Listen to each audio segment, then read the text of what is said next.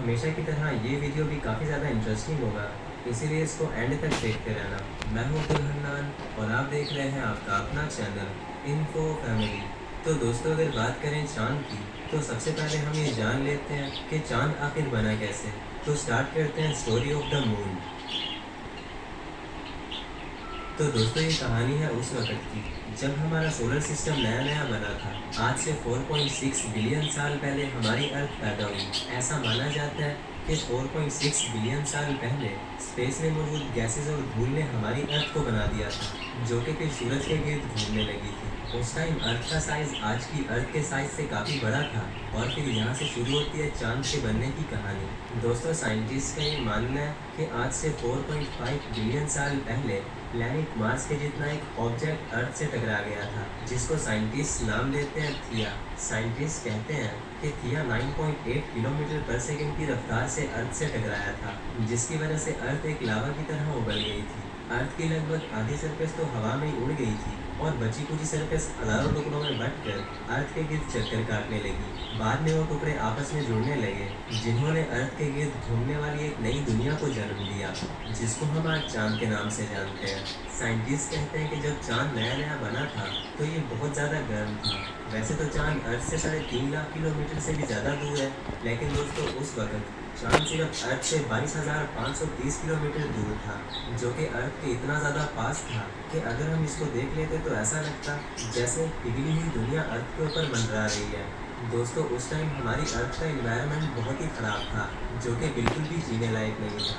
हमारी अर्थ ऐसे थी जैसे कोई जहन्नुम हो, क्योंकि अर्थ पर लावा के बड़े बड़े समंदर थे, जो कि ठंडा होने का इंतज़ार कर रहे थे। खैर, वक्त गुजरता गया और गुजरते वक्त के साथ साथ अर्थ और मून दोनों ठंडे होते गए। अर्थ, जो पहले एक जहन्नुम थी, वो धीरे धीरे अपने ऊपर एक सॉलिड सरफेस को बनाने लगी। हमारे चांद पर भी सरफेस बन चुकी थी और हमारा चांद बिल्कुल साफ सुथरा था।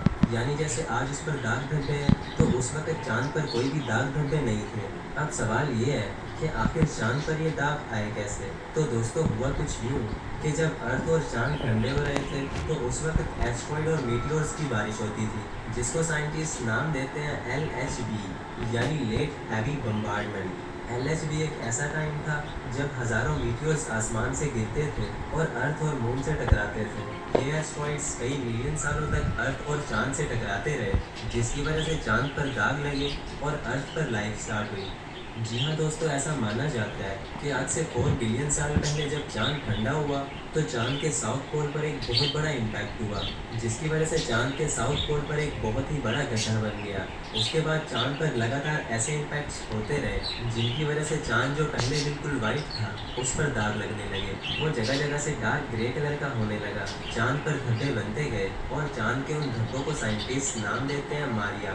दोस्तों, मारिया के बनने के भी कुछ मिलियन सालों के बाद चांद पर फिर से इम्पैक्ट्स होने लगे, लेकिन ये इम्पैक्ट्स पहले वाले इम्पैक्ट्स से काफ़ी छोटे थे, जिनकी वजह से चांद पर बहुत सारे छोटे छोटे गड्ढे बनते गए। ऐसे ही दोस्तों, अगर अर्थ की बात करें, तो आज से 4 बिलियन साल पहले आसमान से मीटियोर्स की बारिश होती थी।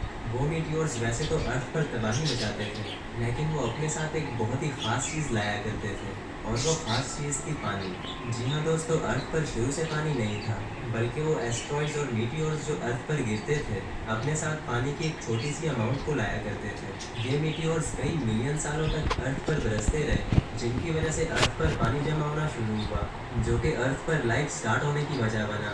अर्थ, जो पहले एक जहन्नुम थी, वो धीरे धीरे अपने ऊपर एक एटमॉस्फेयर को जन्म देने लगी, क्योंकि अर्थ पर समंदर बन रहे थे, जो कि इवेपोरेशन करने लगे। तो इन सब के चलते अर्थ को एक सूटेबल